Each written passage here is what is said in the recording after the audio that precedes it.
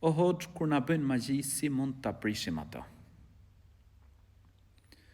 Duhet ta dim që shëruesi është Zoti i gjithësisë. Allahu i lartësuar na tregon në Kur'an: "Wa idha maridtu fa huwa yashfin."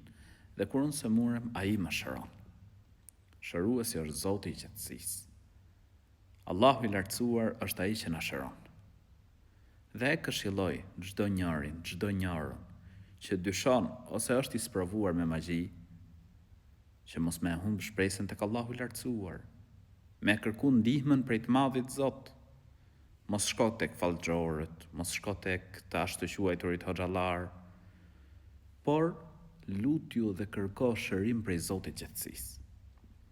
E këshilloj çdo njërin që me i lexu Kur'an vetes. Lexo surën El Fatiha, surja e parë që është në Kur'an. Lexo ajetin Kursi. Lexoj vetes 3 suret e fundit të Kur'anit.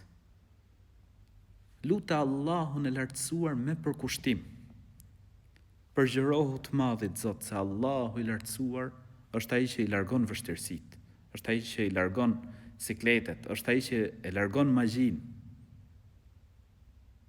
Vazhdimisht pra lexoj këto, surën Fatiha, ajetin Kursi, 3 suret e fundit të Kuranit, lexoj vazhdimisht dhe lutet Zotin e gjithësisë që të të shëroj.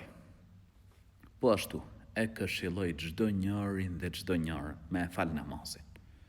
Namazi është shkak për me u mbrojt nga çdo e keqe.